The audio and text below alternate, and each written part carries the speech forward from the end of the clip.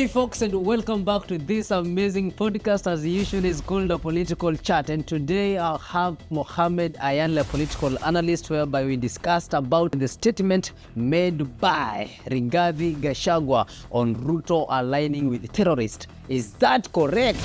At his personal level, I'll answer. But this community he's leading now, he's the de facto leader of the Kuyu nation, Sure. the mountain. Well-educated people, ni watu ambao wamesoma, ni watu, they are very wealthy, they are very intelligent, but sometimes I wonder, such a person, a maroon, is leading them. Despite having a personal vendetta, we know he has a personal vendetta with President William Ruto. But despite that, this is a national leader. Coming or going to mainstream media and throwing such chants, that is reckless. You can't say that the whole part of Northeastern is comprised of maybe terrorists. No, we don't say that. Number two, he talked about the allegation that the Kenya Kwanza regime is going to poach Kalonzo. Will Kalonzo affect 2027 election? The Kenya Kwanza regime trying to poach Kalonzo, it's a strategic movement, right? You know, Kalonzo is one of key elements in the opposition. So if UDA or if the government of the day will be able to poach Kalonzo. You don't feel like Kalonzo can change, okay, can bring anything to Ruto, hata kimpoach? Okay, now currently he can bring something on the table. The eastern part of Kamba votes, they really respect him. He's their kingpin. And lastly, we shift from politics to business, and we talked about financial discipline. Financial discipline inafaa uwe nayo, lakini kwa sisi youth, hata kama anakuambia ati ile 10 yenye uko nayo yeke polepole, utekaje shilingi 10 wewe? Utekaje shilingi 10 kama umeinama? Join me, Daniel Kihoro, alongside Mohamed Ayanle, whereby all those questions were answered in this amazing podcast. And if you have not subscribed, make sure you subscribe, like, and share. Come along with us. This is Dove Podcast, crafting stories, building brands.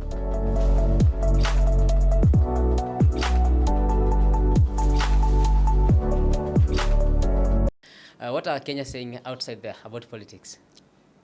But I think Kenya, any moment, most of Kenyans, politics is touching their lives because the way we are taxed, the way news is shaped, everything as if this country matters is politics.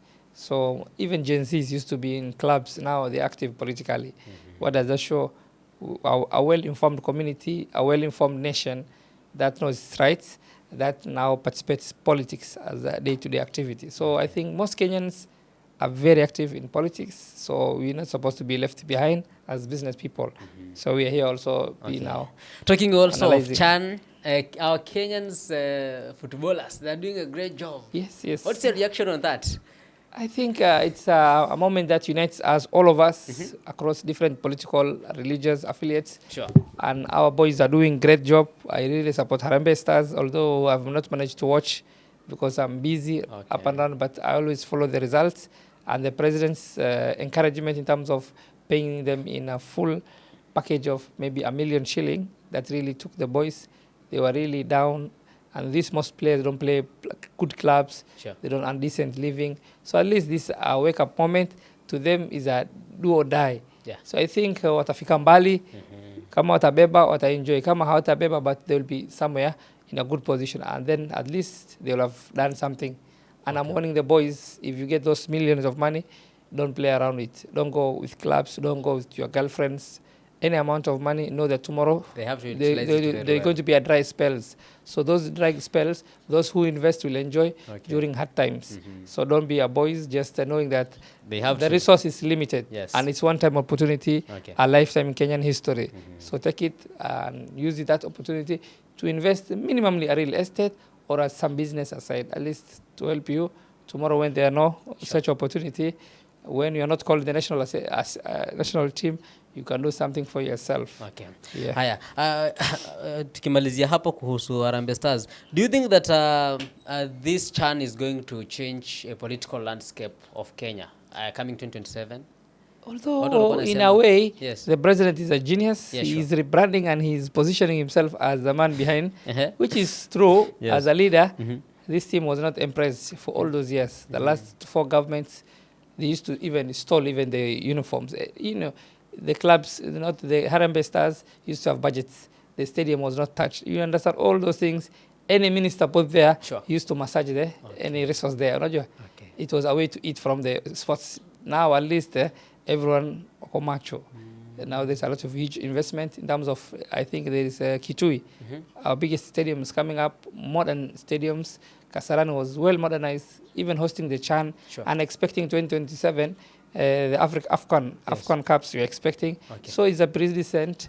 At least we're expecting tomorrow's.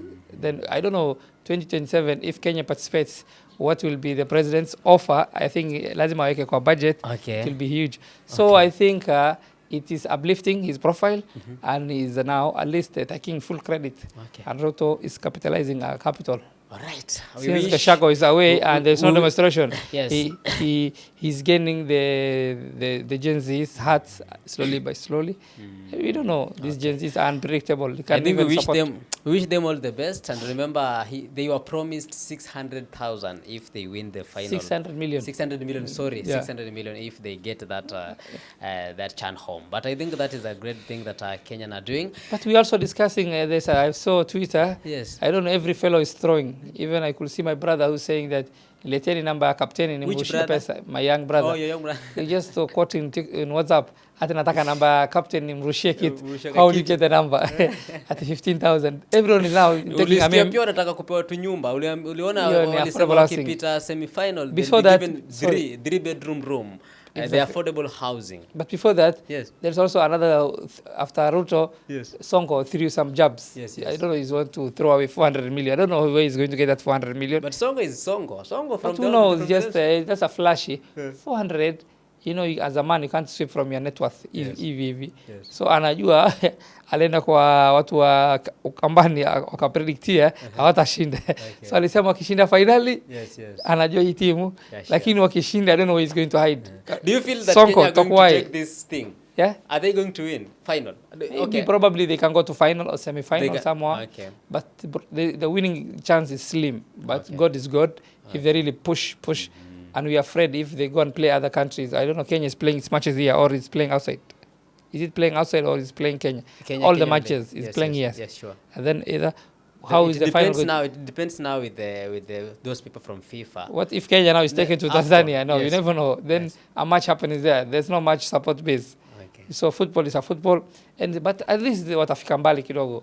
Then they can Watajaribu scoop kidogo. that money and enjoy. But the chance of them winning is 10%, 90%. But at least against the currently odds. they have 2 million each in their Yeah. pocket, so that's a good move. Let us now switch gear to our today's topic. And today's topic was about a statement made by Rigathi Gashagua while in USA, saying Yes. that President Ruto is aligning with some terrorists, Al-Shabaab, wanapanga mambo hapa na hapa. Remember CS Murkomen says that Gashagua has to make statement. Has to make a record statement about what he said. Of course. But Gashagua pia anakataa, anasema he's not responsible of helping the government to do their thing. Okay, as DP Gashagua, the former DP Gashagua, remember he worked with the head of state the other days. He was a deputy president. Anafaa kuongea matamshi kama hayo ama anafaa kuwa makinika zaidi kuhusu matamshi ambayo anazungumza kama aliyekuwa naibu wa rais? Before I reach there, Yes. okay, at his personal level, I'll answer.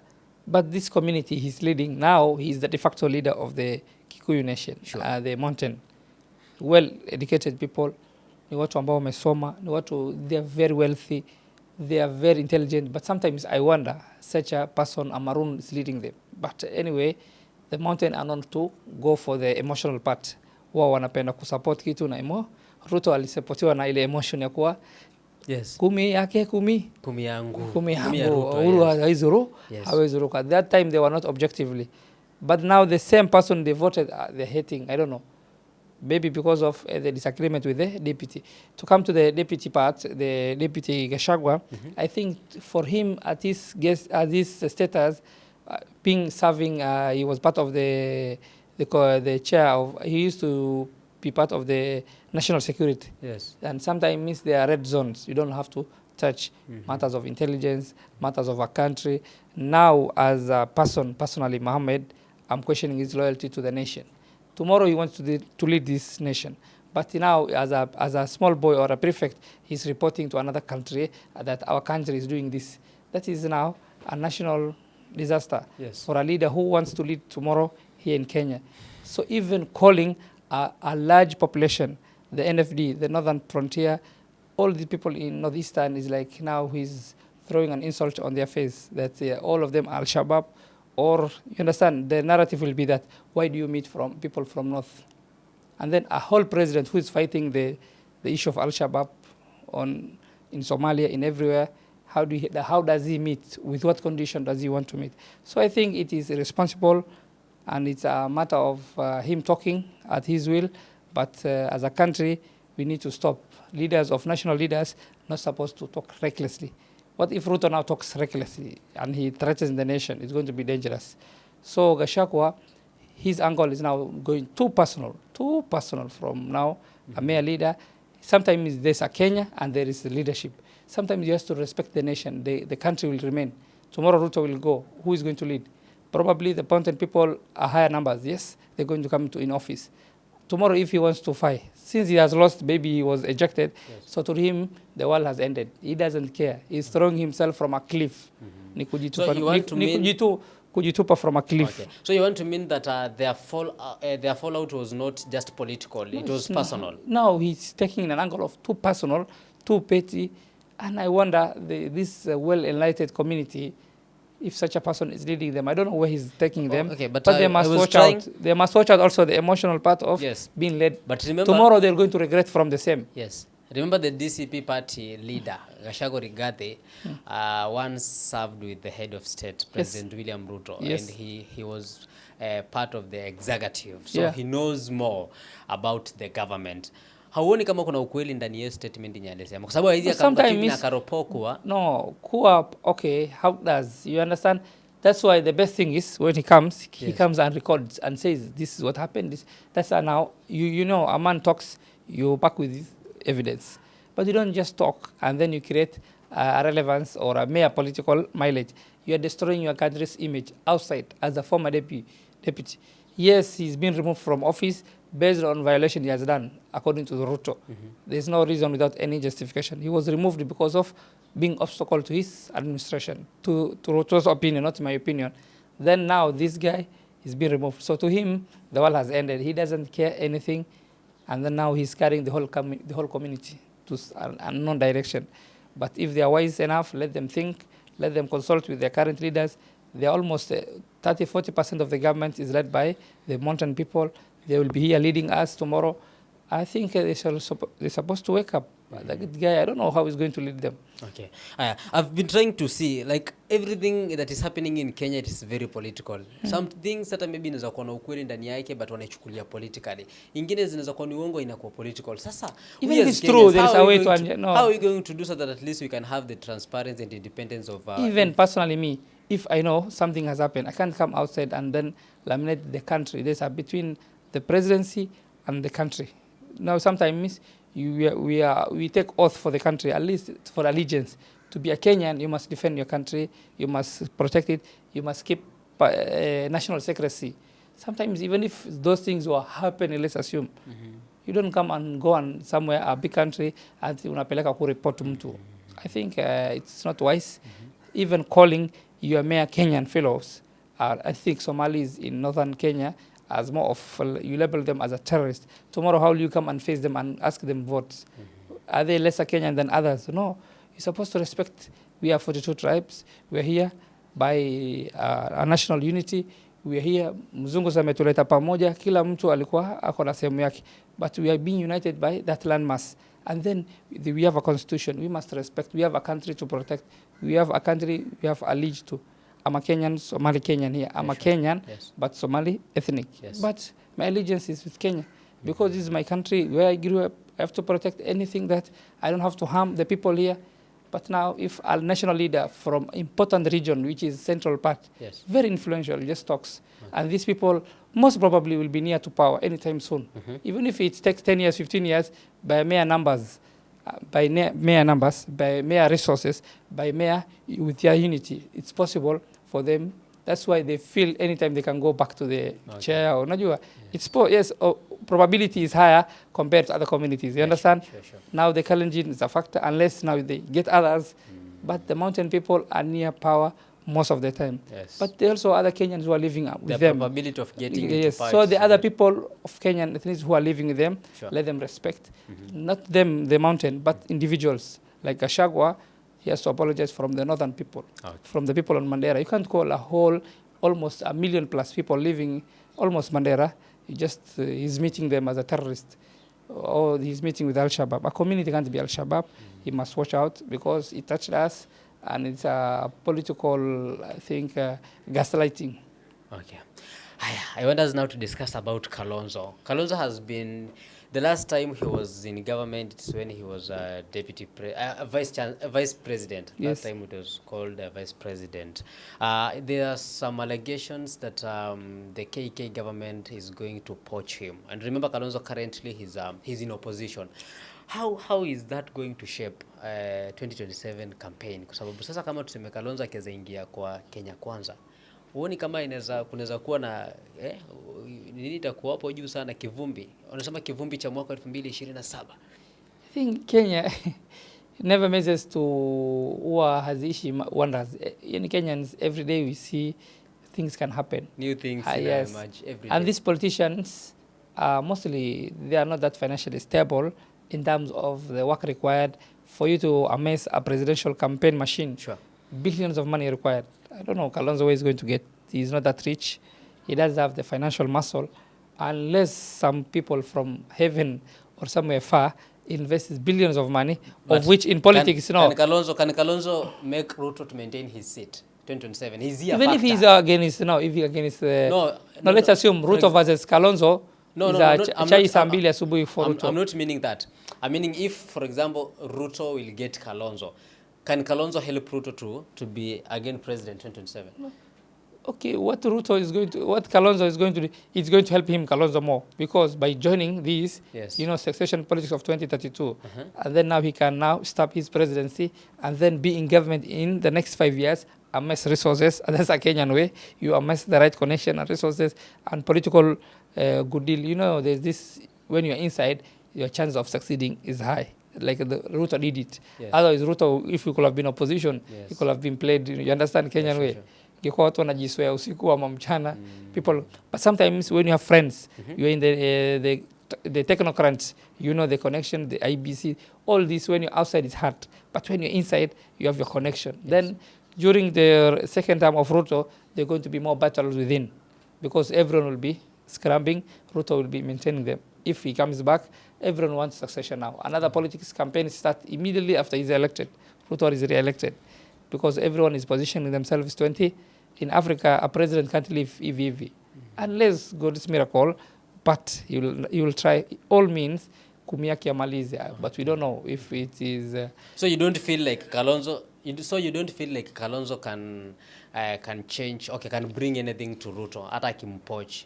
Okay, now currently he can bring something on the table. The eastern part of Kamba votes, they really respect him. He's their kingpin, and then for him also is a way of now getting fresh oxygen. You understand, in terms of resources, in terms of appointment, in terms of something, and then some goodies will come to his constituency. Like in Koka 15, 20 years outside, I don't know. Okay, those people who are supporting. In fact, even Ruto, yes, is going to get more votes than 2022 in the Kwamba. He got almost, I think, fewer votes, like less than 23. Yes. Now, even without or with Kalonzo outside of the main opposition, Ruto still will get some votes from the eastern part of the Ukambani region. Those people who are supporting opposition, they were saying that if the whole opposition team, they could come together and then they support someone, they make someone like Kalonzo a flag bearer, wanafeel anaweza kuwa president. can Kalonzo be a president? Kwa mfano tuseme all opposition wakuja pamoja na waseme we want now Kalonzo to be the president and compete with President Ruto. Yes, it can be. Everyone has a chance. You never know. This is a race. Yes. And sometimes someone can get injury. Two horses, when they're running, a horse can just doesn't want to move, another one will finish. Kalonzo, if he's well supported, he will have higher chance, but it's going to be a mountain to climb. But he'll give unless not only with the party unity, he gets sponsors and backers of big financial. They can write big checks. These people who are writing checks, both sides they are writing checks. Yes. Because they are betting these horses. Whoever wins, they're going to get the lucrative tenders. You understand? Yes, yes. In Kenya, there are shoddy business people who are behind the scene, who are sponsoring. If Ruto wants to get what is called campaign funds, Yes. he will collect from the big boys who wants also kickbacks in terms of tenders, in terms of big projects. For you to give me a big project, you must contribute to my campaign. Okay. So now Ruto has the national machinery, everything in terms of African, he has all the resources. He can even campaign with the government resources. Yes. You understand? Yes. And then plus his personal wealth, plus his personal connections. Yes. So Ruto has at least the financial capability. That's why he's not bothered. Okay. But now what he's going to do, he's on Jakat Yahawa, Sita Saba. Okay. He wants to throw some nyama. Okay. Whoever is going to go to that bet, Yes. is going to take him. Okay. I think Kalonzo, if he's swapped in, well and fine, he's positioning his political ambition. Pia yeye pia si mjinga, kina Raila kama wameona mbali, yeye pia lazima aone mbali anaingia. And it's called water, I don't know, I want to name him. Watermelon. Not watermelon, but he can sweep but but nowadays, watermelon, everyone is a watermelon. Most politicians are watermelon. It's not only him, but he was branded at that time to psychologically hold to ODM. Okay. Aya, tunataka tumalizie. I think we have 2 minutes. Na as we went up, tunataka to switch a bit from politics now to business. Kuna hii swali yenye nataka tu nikuulize tujibu na dakika 2. We want to talk about money discipline. Unasikia mtu anasema akona discipline ya pesa. For example, I've saved 50,000, but nimesema hii 50,000 sitaki kuitumia kwa sababu ni discipline yangu ya ku-maintain do. But niko na emergency yenye inahitaji tu nitoe hiyo pesa. Nafaa kuitoa ama nafaa kutafuta pesa nyingine ili ni? It depends. If it's a life, death and matter, if it's just a luxury, if it's a luxury, it can wait. But if it is, you are on a deathbed or you are needing medical, first you save yourself first. They say health is priority.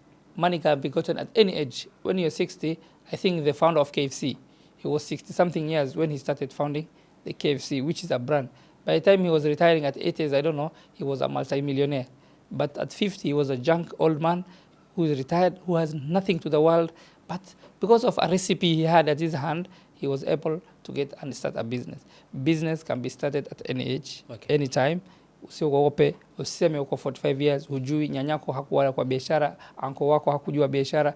Anything now can be taught. You can teach yourself from YouTube, from the right podcast, from the right mindset people. Books all over. People who live in towns, Nairobi and environments, Mombasa, all the GPOs, all the CBDs, they are almost photocopies of the best books ever written in the world by multi-millionaire dollars in the streets selling 100, 200 shilling. Why not go and buy? Why not skip your lunch and invest in your mind? It's possible. So for a business, it's 90%, 80% I always say is a mindset, 20% is the strategy, how you do it. So I think coming to your question of 50,000, it depends on the situation. But first save yourself from not dying or you're in emergency. But if it's a mere nonsense, you can wait, you focus, and don't have the 50,000 for the sake of having, just invest. But before you invest... So I don't have to keep that 50,000 in bank, maybe in bank or in M-Pesa. I have to invest that 50,000. The minimum you can invest is remove 10,000, invest the right books, study, read, learn, so that the next 40, you're wise enough to expand it, to know it. Otherwise, a fool with this money is going to lose to the world. So don't be a fool with the money. A smart person will get you. You meet me on the street, I take your money, plus you, and then you just wait. You wait my call until you see it. That's how people are streets. Yes, street smarts. Because you have to outread, you have to outsmart, and the best starting capital is invest in yourself. Always people say invest in yourself. Personally, that's what I believe. I invest myself. I always have, whoever know me, I always carry diaries. I study. If I get an idea, if I get a business, I read that. If others I want to coach them, I give them the right idea. So such a our library, you understand. These are basics. I almost have almost over 1,000 plus books for the last 6, 8, 10 years. So that's why I'm able to get even, you know, when you read someone who is ahead of you, 50 years ahead of you, wealthier than you, he gives you a few quotes, utakuwa umefika mbali. Kwa hivyo, I think with business, invest and be wise here. And then any amount can be gotten. And you always tell us that the best investment in business is through investing on books. Make sure you buy books, read yourself steps, and you read to understand. And then from there, you'll thank me. Okay. I thank you so much for your time. At least you have learned a lot, and you have come to the end of this show. I want just to say thank you, our CEO, for that insightful information and your knowledge. And also to our sponsors, asanteni sana. Although there's a video, nitakucheza hapo mwanzo wa video, make sure you watch that video. And also to our viewers, asanteni sana. The last video is just doing amazing. If you have not watched our last video, go back, watch that video, then come back to this video. Make sure you subscribe, watch, like, and share. To our production team, pia asanteni sana. You have made this show to happen. Na tunasema Mungu amani awabariki sana. Until next time, I was your host, Daniel Kihoro, alongside Mohamed Ahmed and Mohamed Ayanle. See you next episode. This is Dove Podcast, crafting stories, building brands.